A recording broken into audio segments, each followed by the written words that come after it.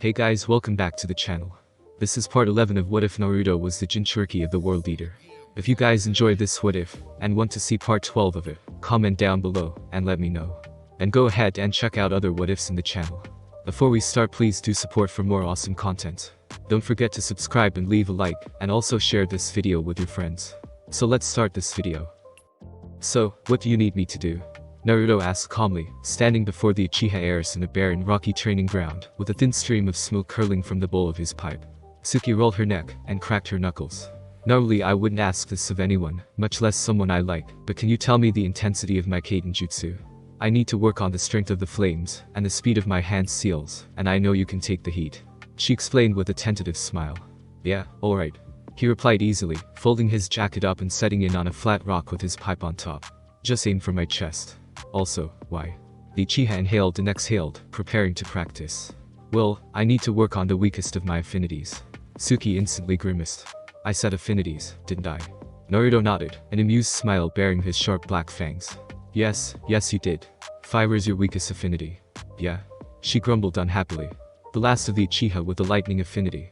My father would be so disappointed in me. Yeah, well, your dad was bastard. Naruto grunted bluntly, earning a glare from his old friend. Don't look at me like that, he was. He expected perfection from you, when you were barely able to walk, and he was a terrible father. Suki sighed and shook her head. I know, but have some respect for the dead. And stop talking to my mother. The hybrid snorted in humor. That would be hard to do, seeing as we live in the same apartment building. Anyway, are you going to blow fire at me or not? In response, the kunoichi steadily flipped through hand seals, bringing her hands up to her mouth and yelling, Kaiten, Kakakyu Jutsu. A fireball about 4 feet in diameter shot from her mouth, impacting Naruto's chest and exploding in a cloud of smoke and embers. I'd need the chakra a little more. Naruto's voice drifted out of the cloud, sounding completely unperturbed. It was pretty hot, but not white hot. Or blue hot, actually. Muttering to herself, Suki went through the seals again and called her attack, sending another ball of fire at Naruto. The hybrid hummed to himself.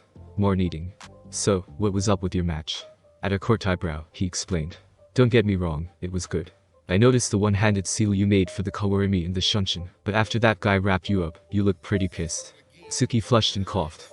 Well, when he had me wrapped up and constricted, he grabbed my ass. Oh? The cloud of smoke erupted around him as the fireball impacted into his chest. Better. I'd work on speed now. I can understand your reaction. Speed is something I can work on by myself. She replied shortly. Thanks, though. So, what are you going to do? Training-wise, anyway. He gave her a small smirk as he threw his jacket back on. I know you're fishing for information, Suki, and I'm not biting that hook. I am, however, going to get lunch. Want to join me? The Uchiha heir snapped her fingers at being found out. Sure, why not? I think I saw a barbecue place near the hotel. She walked by his side as they left the training ground. Grilled meat, Naruto smiled teasingly. You know me so well. Suki looped her arm with his, smiling up at him. I think so. We've been friends, since we were kids. Her lips turned down slightly as a thought occurred to her. We haven't been spending that much time together lately. Have you noticed that? He nodded with a sigh, squeezing her arm. I've noticed. To be fair, we have been busy lately. Yeah. A ninja's life is rarely boring. Suki muttered distastefully. Still, I'd like to be around you more. We should see if we can get a mission together after all this. Oh? He arched an eyebrow at her. And what makes you think the Hokage would let two genin go on a mission by themselves? She waved it off, a small smile curling her lips.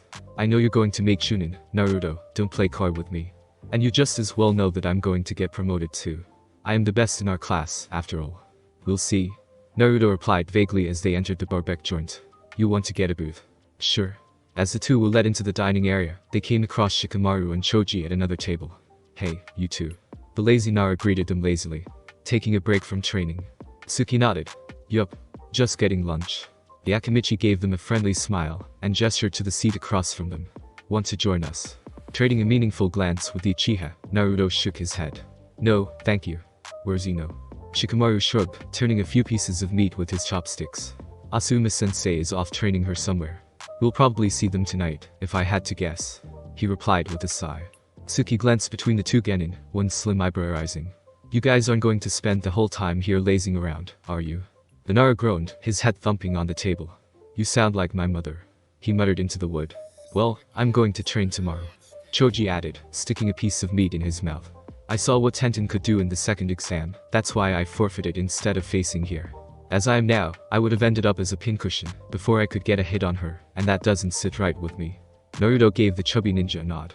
Good on you, Choji. Now, I think our waiter is getting annoyed, so we'll see you later. The two waved goodbye as they left. Taking a seat and ordering their meals, they chatted about, well, nothing much. Neither wanted to give away any information that could be used against them, should they end up facing each other in battle, but they did enjoy talking to one another. A few days later, Naruto sat in his training ground, his eyes closed as he meditated, trying his best to ignore the brief flashes of pain that shot through his head. With short, fleshy tearing sound, a pair of small horns pierced through the skin on the sides of his head, small black points poking out his gray hair. That is really uncomfortable. Naruto complained in his mind, the soft chimes of a healing spell, sounding as the gold lights whipped around him. And yes, I know if I hadn't forced my body into human form, I wouldn't be going through this, but I did, so shut up, father. The world leader shrugged, scratching his chin with a hooked talon. I wouldn't say I told you so, except that I did. Multiple times. It does get better, though. Just wait until your wings grow in. Naruto blanched. I think you mean worse, not better. Alduin shrugged again. Pain is the price for denying your nature, son. You'll just have to deal with it. The black dragon sighed, curling up on the floor of Naruto's mindscape. Someone's coming, by the way. The hybrid opened his eyes in time to see a large figure land on the ground before him. The figure stood tall, long white hair and a spiky ponytail falling down his back. Yo, Jiraiya of the Sannin greeted cheerfully. Can I help you with something? Naruto asked politely, lighting his pipe. If anyone is going to be helping anyone, it'll be me. The sage announced proudly, thumbing his chest. For I am the man all men wish to be, and women wish to be with. The most handsome, intelligent and downright sexy man in the entire world, Jiraiya of the Sannin. The hybrid interrupted the long-winded introduction. I know. We met a few weeks ago, when you were peeking in that hot spring. Jiraiya's arms, raised to proclaim his greatness, fell limply to his sides. Oh, come on. I wanted to do the introduction, it's so much fun. And it wasn't peeking, it was research. If you wanted to research naked women, why not just seduce one? Or buy a magazine, or go to a strip club, or something? Naruto asked with questioning look. Please. The sage grandly waved off his question. Do you think any woman can resist all this, man? Yes. The hybrid answered bluntly. Jiraiya cocked an eyebrow at him, crossing his arms over his chest. You're kind of a dick, you know. Naruto glared at him, his red eyes narrowing. I am in a substantial amount of pain, so excuse me if I'm short-tempered despite the old idiot standing in front of me who still hasn't told me what the hell he wants. He growled out. Fine, fine. Jiraiya gave up the act and sat down across from the hybrid. I'd heard that you made it into the finals, and I figured you could use a teacher, so why not me? His eyes slid over Naruto's broad frame. You know, you looking nothing like your father. Naruto shrugged. Give it a few weeks. I'm pretty sure you can't make your hair blonde again, not without dye, anyway. The sage remarked dryly. Naruto arched an eyebrow. What are you talking about? He asked in an are you stupid tone. The father, Minato Namikaze. Ah. The hybrid said shortly. I don't consider that man to be my father. Jiraiya frowned unhappily. How can you say that? He sacrificed his life to save yours. And Konoha. His voice had risen by the end. Naruto nodded in agreement. Yes, and I'll be sure to thank him if I ever meet him, but I can't call him my father. The man has been dead since the day of my birth. I have never met him or known him.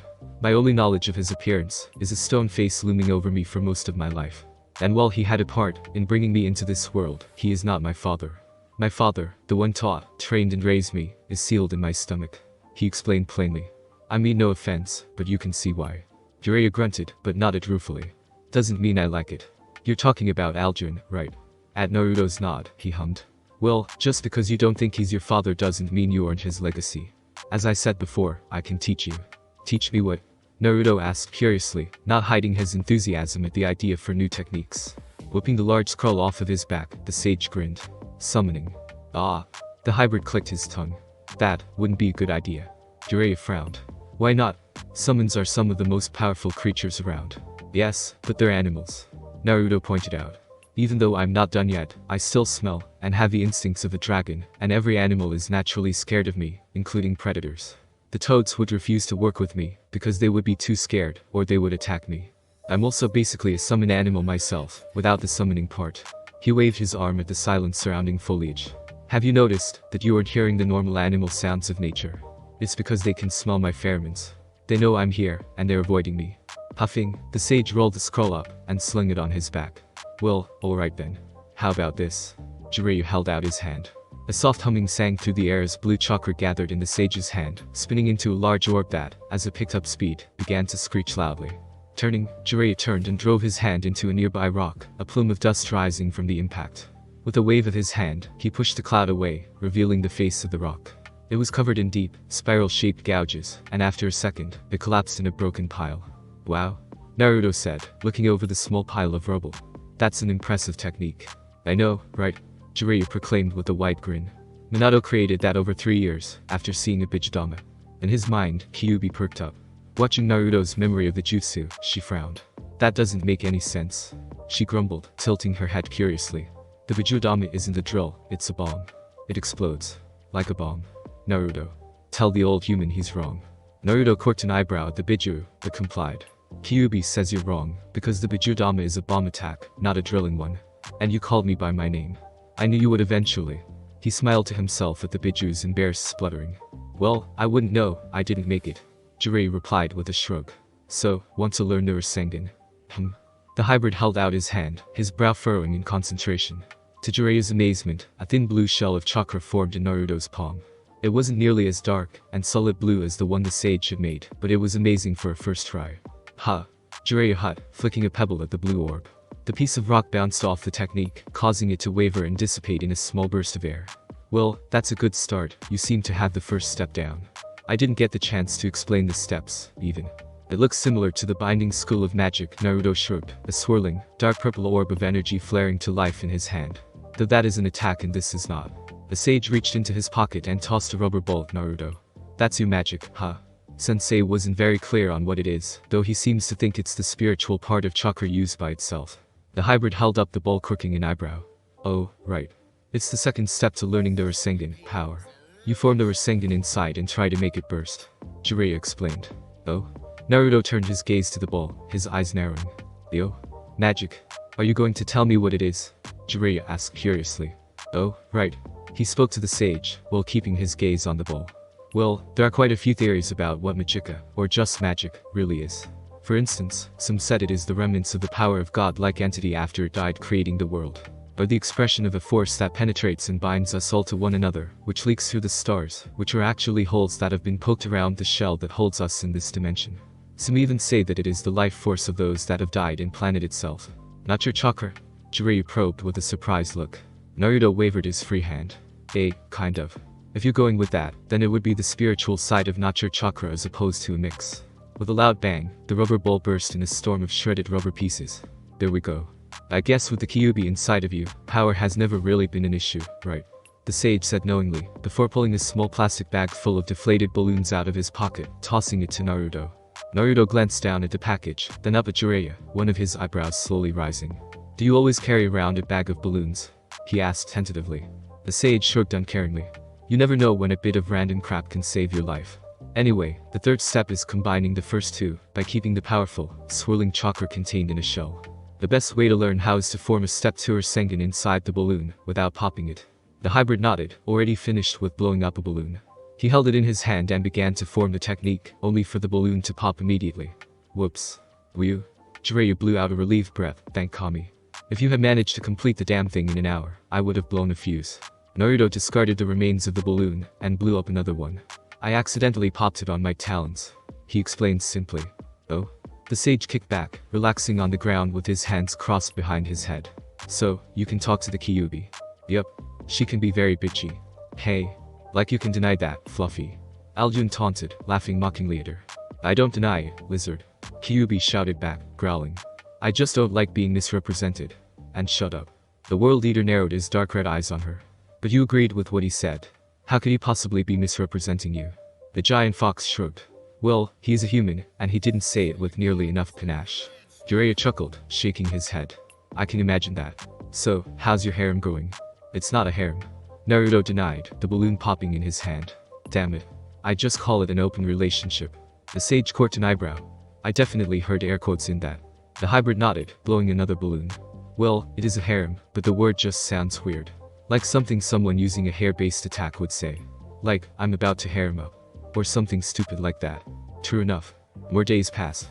The final step to the Rasengan still eluded Naruto, though he had made progress. Naruto was taking a break from his training, taking a walk around the edges of the training grounds to avoid being caught by other competitors, a small trail of smoke leaking from his mouth as he smoked. Naruto. Turning at the sound of the feminine voice calling his name, the hybrid found Sakura running up behind him, her pink hair fluttering behind her. "Ah, Sakura-chan." He greeted with a small smile. The pink-haired genin skidded to a stop next to him, panting slightly. "Hey, Naruto-kun." Her eyes went white as they fixed on his head. His bald head. "Yeah." He ran his talons across the darkening skin of his scalp, smiling ruefully. "It's weird, right? I guess horns don't like to share space." Shaking herself, Sakura grinned and walked alongside him. "I don't mind the look, Naruto-kun, but I will admit that it is strange. What are you doing right now?" Naruto shrugged, puffing on his pipe. "Just taking a walk." "You?" he asked. "I'm going to meet up with Ino and help her train up for the finals," she said easily. "With everyone in the finals, she'll need all the help she can get. Although I am kind of miffed we didn't get to fight." Naruto gently patted her shoulder, being careful not to knock her over. "You'll get your chance, Sakura-chan, don't worry about it. You knew Haku was more experienced than you, and you still put up a good fight. It was just a bad matchup." "I know, Naruto-kun, but I'm still disappointed." Sakura shrugged.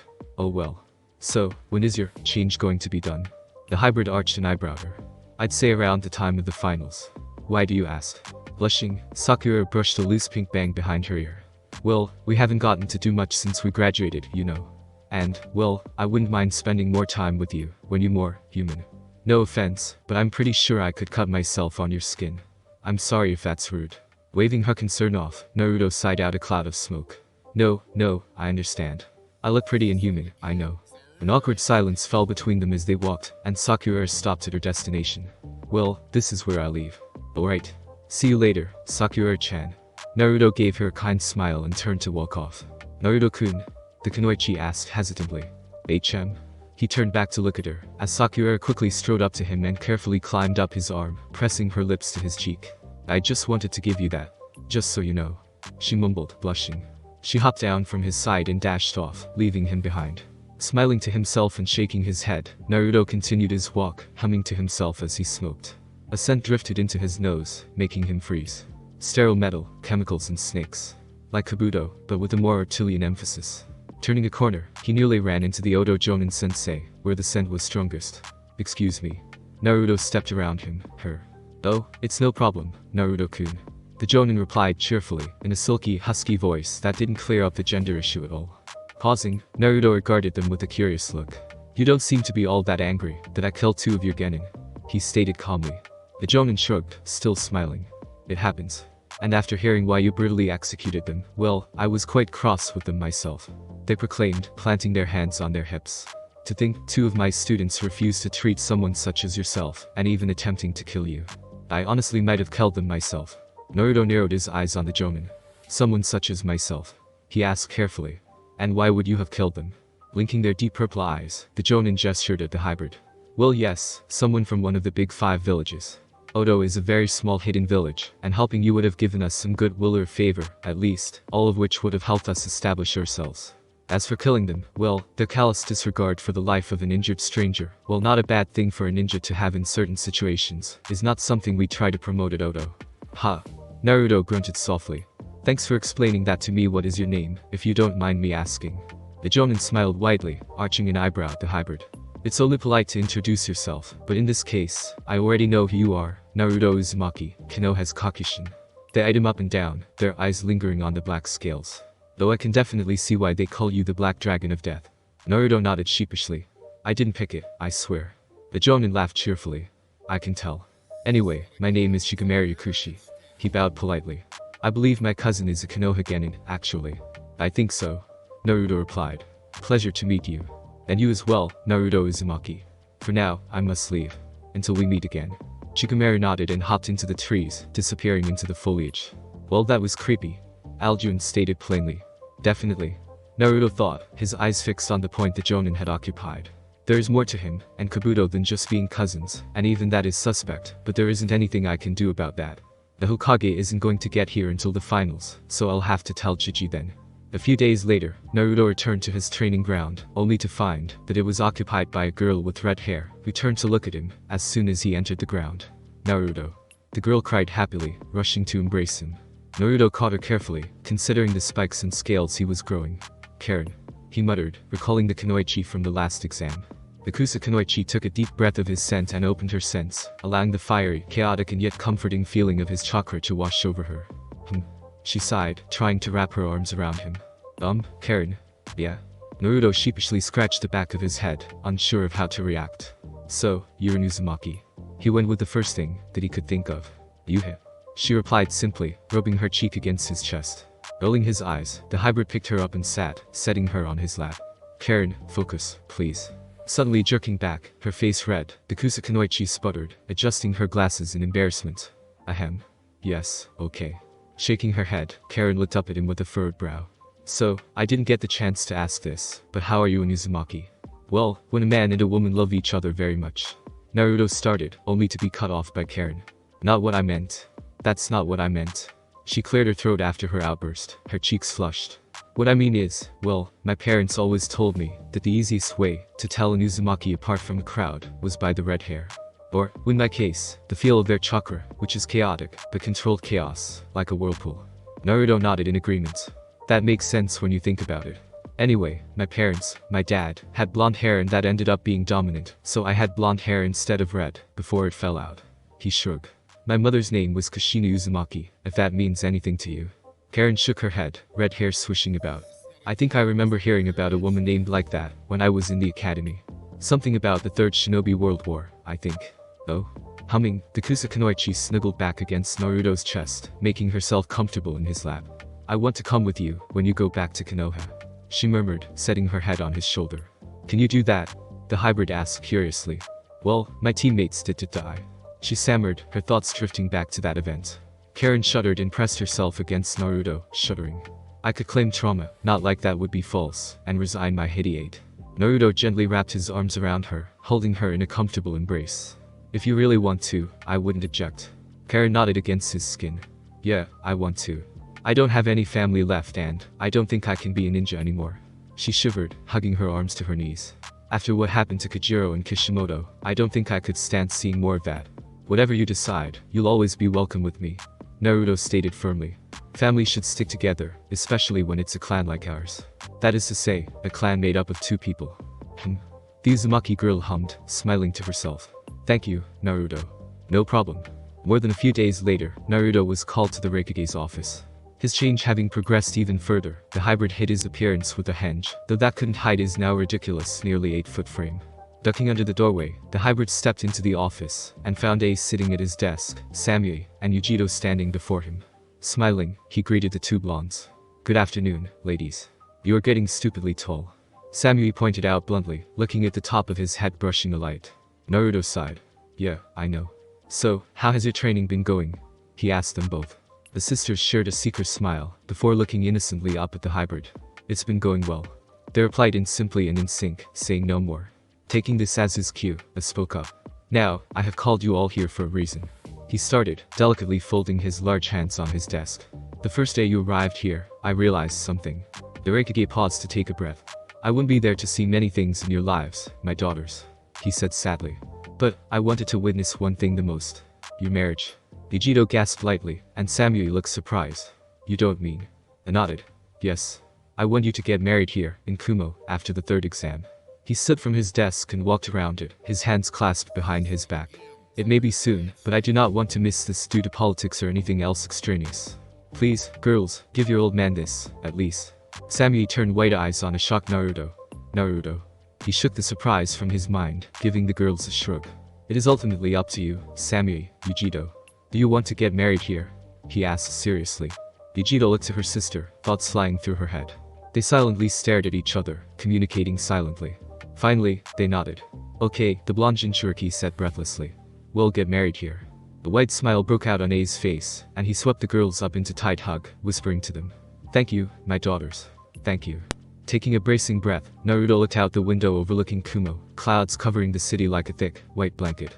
I didn't expect this. He thought, glancing at the still hugging family. I'm going to panic just a little bit when I'm alone. Girls, can you go outside for a bit?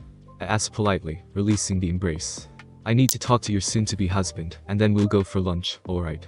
After kissing his cheeks, followed by doing the same to Naruto, the sisters left the room furiously chatting with each other. As soon as the door closed, A's face became stern as he turned to Naruto.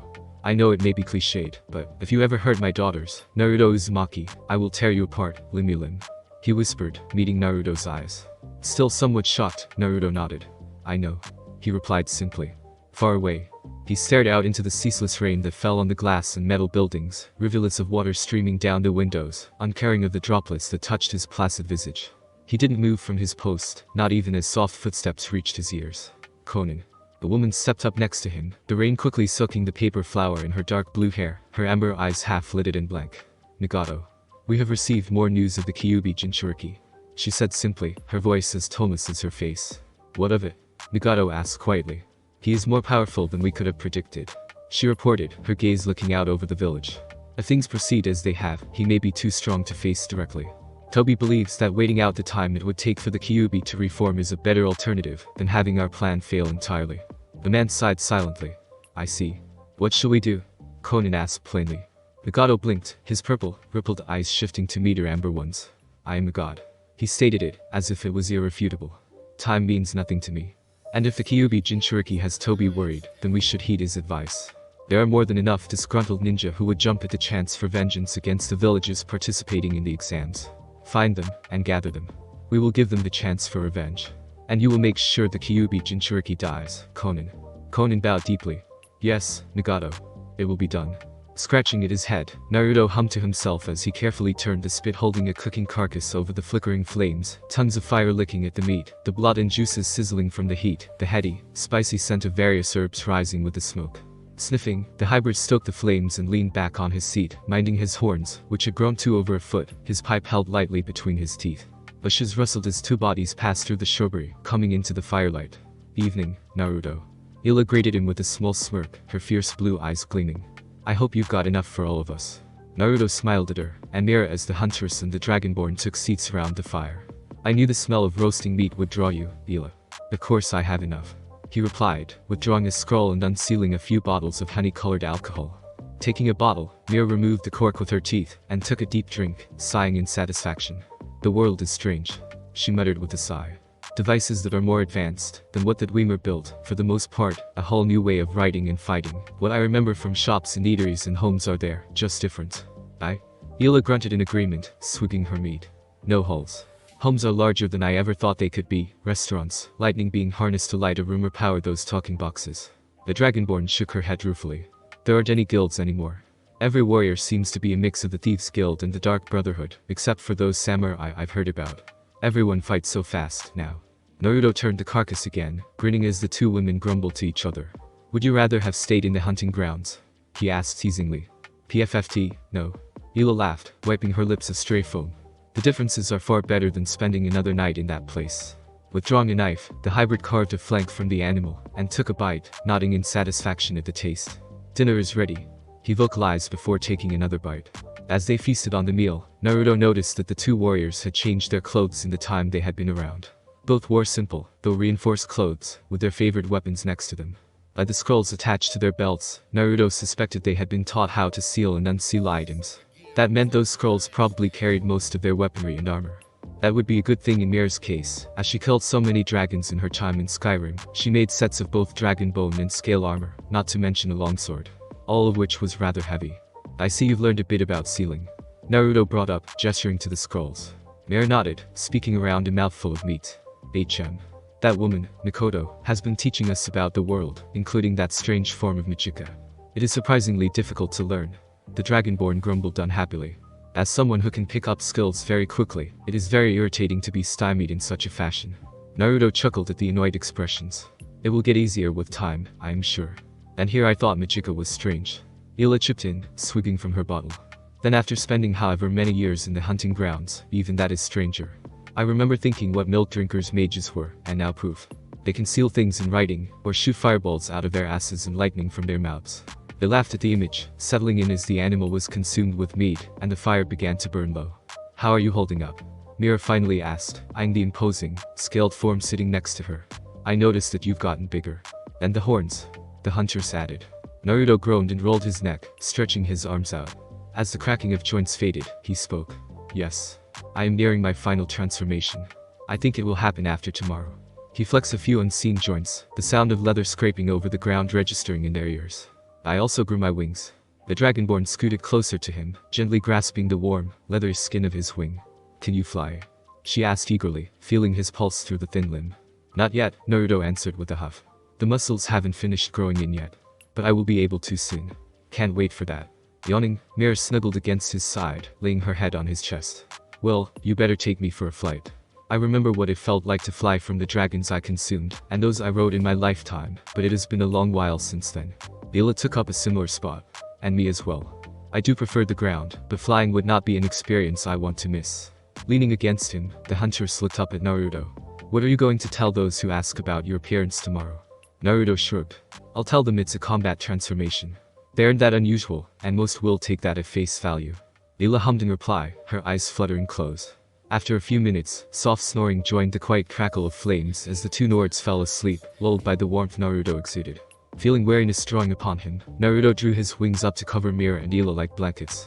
Being in such a position reminded him of the time they spent in the hunting grounds, tracking down the parts needed for the ritual. Many a night had been spent in this position, though the situation at hand was far more peaceful. Taking a deep breath, Naruto sat back and let his eyes close. The various chats and low-key conversations of crowd ran together into a quiet murmur that barely reached the genin sitting in the middle of the arena as they waited for the third and final exam to start.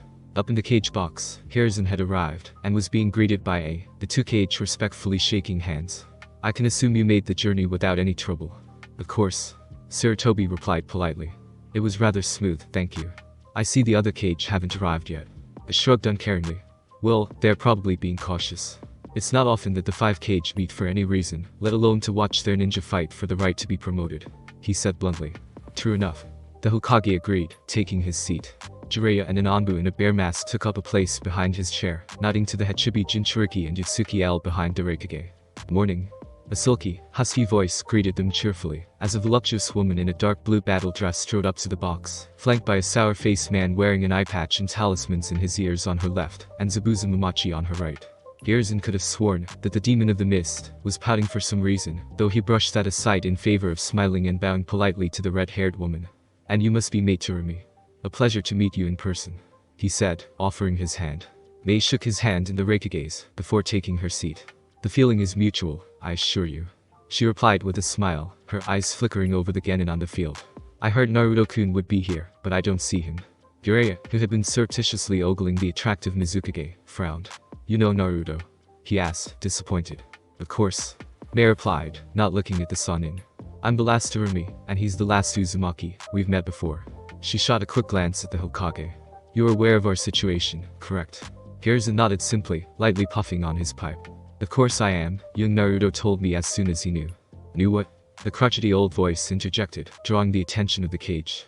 They looked around for a moment, before recalling who spoke, and looking down at the short, big-nosed old man. Nothing of import to you, Inoki, Hiruzen muttered. The large man behind the Tsuchikage gave the others an apologetic look as the old man harumphed and hopped up into his seat. Humph. Fine, I don't care anyway. Inoki grumbled, settling in his seat. No, of course you don't. The Hokage mumbled to himself, watching as the Kazekage, a stern-faced man with auburn hair stepped up to the box, a jonin wearing a turban and a veil next to him. The Kazekage, Rasa greeted them gruffly, before taking his seat, keeping silent and watching his children on the field. Fa, Inoki sniffed, disdainfully eyeing Mei and Rasa. No respect for your betters, I see. Rasa didn't bother to reply, though Mei rolled her eyes. Right, because an old, cantankerous pebble with decision issues is the respectful one, when all he's done is complain. The Mizukage said politely, her smile still firmly fixed to her face. Who are you calling old? The Tsuchikage barked, his face turning red as he scowled at the woman. Becoming annoyed, Hiruzen leaned forward and spoke. Inoki, this is coming from me, and I'm old. You are old. If you were any older, you'd be a fossil. If you were any older, your techniques wouldn't be dust release, they'd be you release. If you were any older, archaeologists would be studying your bones and end up stumped, because no one has carbon dating that goes back that far. The other cage, even the stoic Rasa, looked to the satisfied Hokage in surprise and a little bit of awe. Them's fighting words. Inoki growled, his hands clenched on his chair. You want to start another war? There are several things wrong with that statement, Inoki. Hiruzen rebutted in a friendly tone of voice. 1. Look to your left. And then look to your right. You see the cage on each side of you. The Tsuchikage nodded slowly, not understanding the gesture. They are my allies. We have all open trade routes with each other and signed treaties and alliances. If you were to declare war, you would be facing 4 of the 5 great villages. The Sandaime Hokage pointed out, his voice still light and friendly. Second, starting a war over a few measly insults would be mighty petty of you. How many of your ninja would want to fight because the crotchety old man decided that the truth hurt his feelings? Inhaling from his pipe, Hiruzen finished his dialogue. And finally, my words have no bearing on your village, Inoki, just you as a person. Urias stifled a giggle at the look on the Tsuchikage's face. Fine, whatever, Inoki muttered, but wiped the smile from his face as he stood. Well, now that the show is over, I believe it is time to start the main event. Walking to the front of the box, the Raikage raised his arms, and silence fell. Welcome, one and all, to the finale of the Chunin exams. He let the crowd cheer for a bit, before silencing them with a wave of his hand. Today, we have shinobi and kunoichi from every major village in the elemental nations, fighting for the right to be promoted. As the host of this year's exam, I now declare the final exam begun. As cheers rang through the stadium, a bored-looking shinobi in a Kuma one-shoulder flak jacket with a cleaver on his back stepped up, brushing his shaggy white hair out of his face. Alright now, the rules haven't changed since the last exam. You go when I say go, you stop when I say stop. Killing is permitted, but not necessary, and if I step in, you step off, got it? The genin nodded, and the man withdrew a pouch from his pocket. My name is Derry, and I will be your proctor today. Let's all have a good, clean tournament, he said in a bored tone, reading off a card. Now, this bag contains stones with your names on them. I will withdraw 2, and the 2 whose names have been drawn will fight. At their nods, he reached into the pouch and pulled a pair of stones out of it, holding them out for the genin to see. The first match will be between Suki Uchiha of Konoha and Haku of Kiri, he announced. The rest of you, go to the observation box and wait your turn. As they filed into the box, most were startled when what appeared to be a black, spiky rock formation spoke up. Hey guys. Naruto greeted them, his voice low and rumbling. Hinata was the first to approach him, gently poking what might have been his leg. Is it you, Naruto-kun? She asked timidly, starting when a dark red eye slid open and fixed on her. Hey, Hinata. Yup, it's me, he replied blandly. What the hell happened to you? Atsui asked bluntly. That look is not hot at all. Naruto sighed, resisting the urge to roll his eyes. It's a combat transformation. The genin from the other villagers shook their heads and focused on the arena, no longer caring, for the most part. Samui sidled up to his side and carefully leaned against him. Are you alright? She asked lowly, patting his scaled hide. For the most part, he mumbled quietly. I can feel it coming on.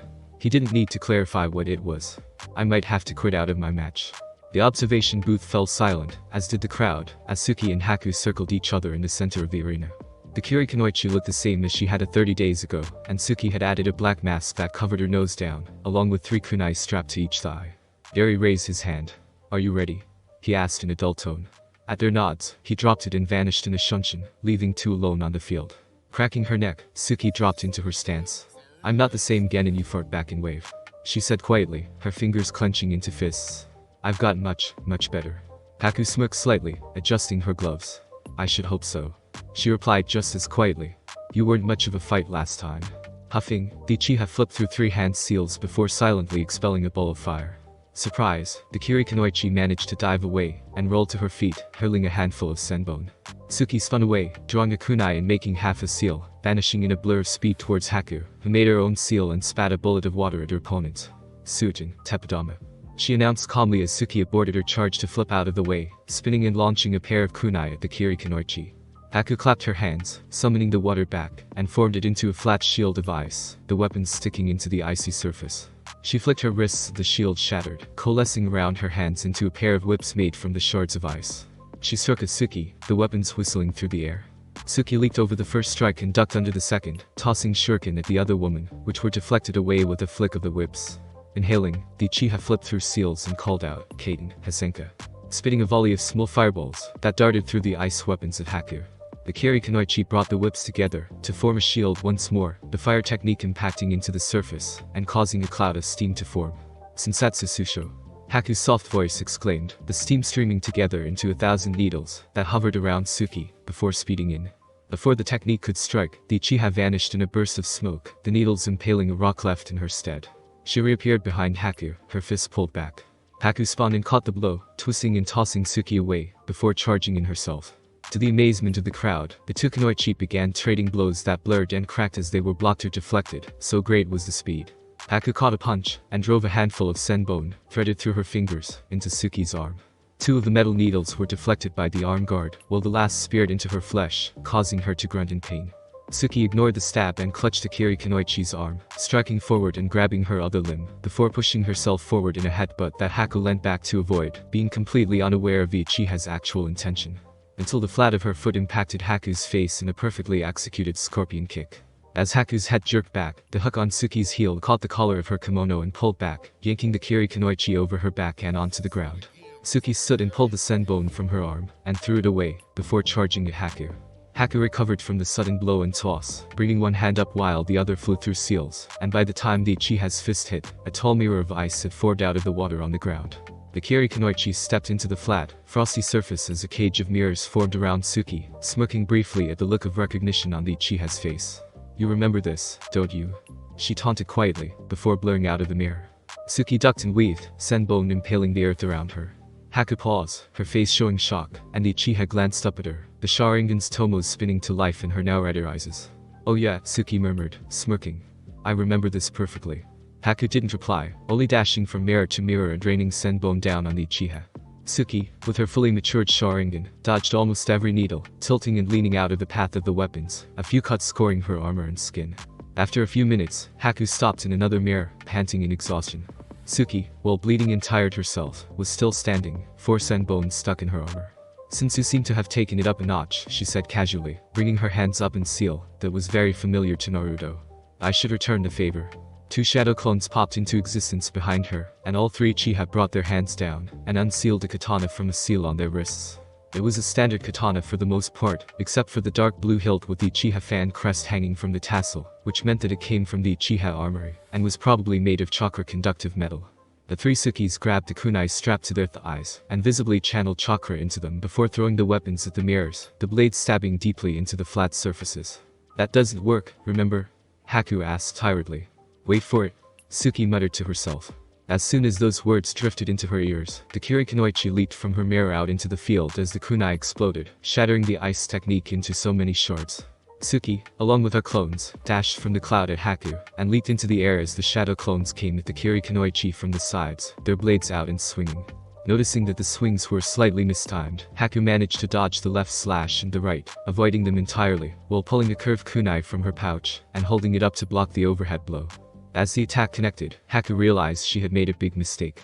The katana met the kunai, the force behind the blow pushing it down despite the strength holding up, the top part of the blade digging into Haku's shoulder, leaving a large, bloody gash that spilled down the front of her kimono.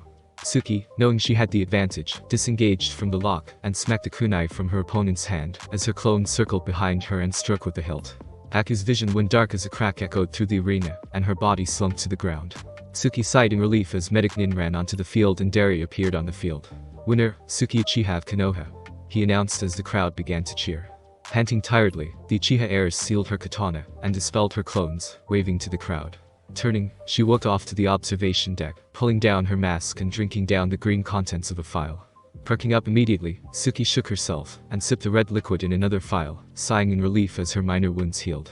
She was still picking senbone from her armor as she stepped into the box, and was greeted by congratulations from the Konoha Genin. In the cage box, Hiruzen nodded approvingly. "Just as I thought. Suki is very clever and strategic, she hid her greatest strengths until they were needed and to the best effect," he muttered to himself. By the time the fight had been about to end, the Hokage knew Suki Uchiha would be promoted. Her usage of low-quality chakra-conductive kunai was rather smart, Inoki muttered grudgingly. "Indeed. Agreed. Low-quality chakra-conductive kunai had the tendency to explode when Kaiden chakra was channeled through them, and Suki had used that quality to turn them into small explosive tags."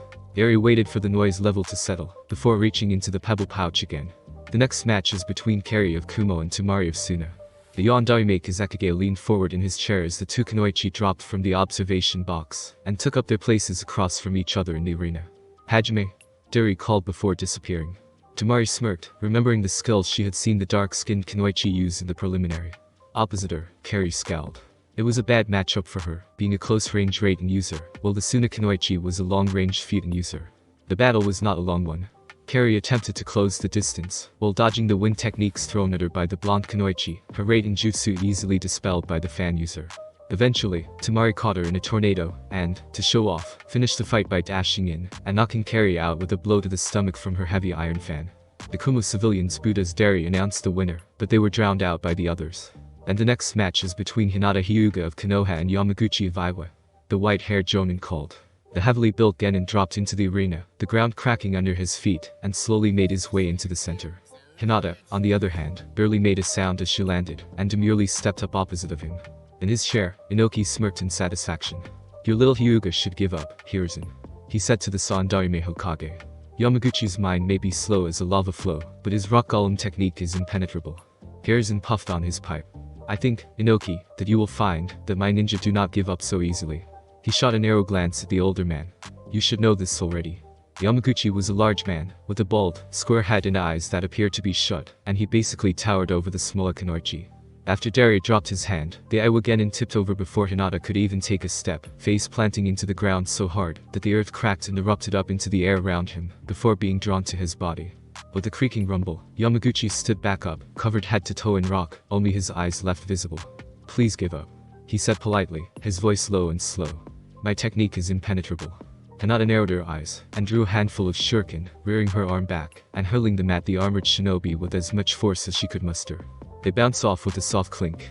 Up in the cage box, Inoki laughed loudly. Flipping through seals, the Hyuga brought her hands up to cup her mouth, calling out, Suiten, Mizrappa, unleashing a stream of water from her mouth that impacted Yamaguchi. As the stream died down, the Iwa shinobi still stood, silently waiting for her to stop. Hinata frowned, activating her Byakugan with a thought, her vision diving into the shinobi's chakra network. She hummed in thought as she noticed that his chakra pouring through his skin and latching onto the rocks around him, pulling it to him like a body-wide version of his surface walking technique. The Konoha Kunoichi arched an eyebrow as a thought occurred to her, and she dashed forward with her violet hair trailing behind her like a banner. Hinata leapt forward, driving a multitude of soft jabs and pokes into the rock armor surrounding Yamaguchi's form, slipping around him to poke at his legs. Some in crowd began to laugh as watched the smaller Kunoichi poke and prod the immovable stone giant, like as someone using an artist's chisel to collapse a cliff. They fell silent when Hinata, in a show of non-Jaiken attack, stomped on the back of Yamaguchi's knees, the stone armor crumbling from his legs and falling to the ground as the Iwa ninja fell to his knees. What? He muttered slowly. Hinata circled back around with her fists clenched and took a strong stance, her hands wreathed in chakra, and punched the large Genin in the chest. Withdrawing, she waited for a few seconds, and the armor on his torso crumbled. As the last piece hit the ground, she dashed forward, her fingertips alight, and closed several major chinketsu in Yamaguchi's chest in a few seconds. Then, she reached up and tapped the area between his eyes. You hurt me. The big Genin mumbled confusedly, touching his shirt. He frowned in surprise, before slowly toppling over as his mind shut down from the lack of chakra. Inoki sat up in his chair as Dari announced the winner, looking very confused. Wait, he's fought Hyuga before, their Jaiken didn't work, he said loudly, before shooting Hiruzen a Nero glare. She must have cheated. Rasa spoke up for the first time. Pursuit Jutsu washed out the dust between the rocks. He replied blandly. She used the cracks to slip her chakra through his armor to close his tenketsu. That was a very smart move, Hinata. Naruto complimented the Hyuga with a small smile. Thank you, Naruto-kun, she replied with a gentle blush. The next matchup was between Chijuro and Hiyori, and having seen the two fight before, Shikamaru sighed in boredom, leaning back in his seat and staring up at the clouds. He noticed a bird hovering over the arena, though it was too high up for him to get a good look at it. Shika, Yoshino scolded, elbowing her son in the side. Pay attention. You might learn something. The fight ended when Hiyori used a rope binding technique with her long, braided brown hair, using to chakra to enhance the strength and choke Chijuro out. The next match is between Yujiro Ni of Konoha and Tenten Higurashi of Konoha. Dari called, holding the stones with their names on them up in the air. Arriving in the arena, the two Kunoichi turned challenging smiles on each other. You're going down, alley cat, Tenten said conversationally, adjusting the ebon longsword on her back and unlatching the pouches that held her weapon scrolls. Yujiro pulled her gloves tight and cracked her knuckles. We'll see about that, she replied in the same tone. Seeing they were ready, Dari threw his hand down and flickered away, just in time to avoid a spear of lightning that shot out of Yujiro's mouth as she called, John. Tenten flicked a kunai into the path of the jutsu before leaping into the air, spinning and throwing handfuls of shuriken and kunai at the blonde. Yujiro spun, ducking and dodging around the metal implements while she flipped through seals. Kaiten. Dikakyu. A large ball of fire erupted from her mouth as the other Kunoichi hit the ground, and Tenten slammed her hands on the ground, a rough earthen barricade rising around her to meet the fireball. Smoke exploded around her form, shrouding the area in a heavy black cloud. Unwilling to wait for a reaction, the blonde Jinchuriki flickered through another set of seals and brought her hands to her mouth. Kaiten, Tanki Nizumi. she whispered, spitting up 3 rats made of fire that skittered across the ground, diving into the cloud and exploding, adding even more smoke to the air. Vegito frowned slightly when the cloud seemed to rise a bit, before looking down and noticing that deep mud was sucking at her boots, pulling on her legs. A blur leapt from the cloud, smoke trailing behind it as Tenten leapt into the air, one of her scrolls unrolling, revealing the seals painted on the surface, her hand pressed to the master sigil at the bottom. "Beat this," she cried, channeling her chakra into it.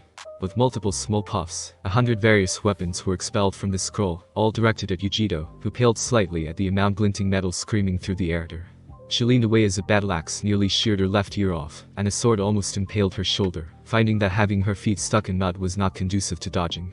Inhaling, she breathed a tongue of flame at the ground, baking the wet earth, pulling her feet out of the now firm ground and dodging away as the weaponry stabbed into the earth around her. As she came to her feet, Tenten appeared above her with her ebony sword held over her head. As the sword's edge came down, Vegito managed to catch the flat between her hands. The weapon-using Kunoichi responded by throwing herself forward, kneeing the Jinchuriki in the stomach, pulling her sword away, and bringing the hilt down on the back of her head. Instead of knocking her out, the hilt of the sword met the base of Vegito's ponytail, and while it did hurt, and pull several hairs out, it didn't knock her unconscious. After the hilt hit her head, Vegito twisted her wrist, metal claws popping from the hidden sheaths in the fingers of her gloves, and drove them into Tenten's abdomen. Tenten grunted, then screamed in pain as the Jinchuriki channeled lightning chakra to her claws, electrocuting the other Konoha Kunoichi. Vegito pulled away, groaning and clutching the back of her head as Tenten spasmed, her body alight with rage and chakra, and she could feel her consciousness fading. Pouring all of her will into one last effort, she lashed out with her sword, and scored a deep gash just below Vegito's right eye. Then Tenten tilted over and hit the ground, out cold. The crowd roared as medic nin sprinted onto the field, loading Tenten onto a stretcher, a pair approaching a bleeding Vegito, who waved them off and set off back to the observation box, limping and cursing to herself. Once inside the stairs, the blonde Jinchuriki quickly retrieved and uncorked a red potion, downing the contents with a sigh. While most of her injuries healed and left her skin unmarred, the gash on her face was deep, chipping bone, and left a pink scar under one of her eyes. As she reached the box, Vegito received nods of respect from the other competitors, and she settled into one of the seats to wait for the next match. Eri quieted the crowd, rummaging in the pouch for the next set of stones. Withdrawing a pair, he examined them, his dull eyes going wide. The next match is between Mia of Kiri and Naruto Uzumaki of Konoha. While the crowd cheered as the blue-haired Kunoichi flickered onto the field, they went dead silent as Naruto slipped out of the box and uncurled, his feet hitting the ground far faster than anyone else, on the account of him being nearly 10 feet tall. With his black scales and the deadly spikes jutting from them, along with the 2-foot-long horns that swept back along his skull, pointing into the air behind him, and a large, mace-like tail and wide, bat-like wings, Naruto looked very much like some version of a devil. High in the air, a figure with wide, white wings that seemed to be made out of paper, closed the telescope she was looking through with a soft frown. "It is time," she whispered, her words carried away by the whipping wind. She channeled chakra through a slip of paper in her hands, the seal on it flashing briefly, before discarding it into the air, and summoning up more of her paper, which formed into a long spear. Konan waited a few seconds longer, until she felt the pulse of chakra emanating from the arena below her. Then, she closed her wings, and dived. As Dari shouted, "Begin," several men and women looked down at the flashing seal inscribed onto pieces of paper. As one, they threw their coverings aside and leapt onto the field, slamming the seal into the ground and channeling chakra into it. Naruto sighed as the Kiri Kunoichi looked up at him with wide eyes, clutching the hilt of her katana. Looking towards the proctor, he nodded to signal his readiness. "Begin," Dari shouted, flickering away. Before anything could happen, several men and women leaped onto the arena, channeling chakra into a seal held in their hands, black seals spreading from the points of impact to encompass the whole of the arena. With a sharp hiss, the seal was complete. No one could move. It was as if everyone had been locked inside their own bodies, unable to do anything but breathe and move their eyes. Naruto looked up as something caught his eye. A winged form, diving from the clouds, headed straight towards him. He was powerless, unable to dodge as the form drew closer. With the combined force of her fall, and the chakra-hardened head of her spear, Konan impaled Naruto directly through the heart, boiling hot blood spilling from the wound, and dribbling down the scales of his front and his back. "Forgive me," she murmured, her amber eyes locked on his wide red. "But there is always a price to be paid for peace." Naruto grunted, the edges of his vision going dark as the voices in his head screamed his name. The seal was released just enough to allow him to fall to his knees, and the paper wielder withdrew her spear with a loud echoing squelch. He stared up at her in disbelief as scales, the spikes, the horns, the wings and the tail began to fall into dust, picked up by the wind and carried away, leaving him looking as he would if he had never had his father sealed in him. His skin was tanned, but pale from blood loss, his hair a sunny yellow, his eyes a deep enchanting blue. Tall for his age, but not too tall. His eyes glazed over, and he slowly fell onto his back, dust kicking up as the corpse impacted the ground. Naruto Uzumaki was dead. Thanks for listening. I do hope you enjoyed. If you want a next part of this video, like, subscribe, and comment down below, and turn on that bell notification. And also check out the other videos that I have created, and enjoy. See you in the next video. Peace.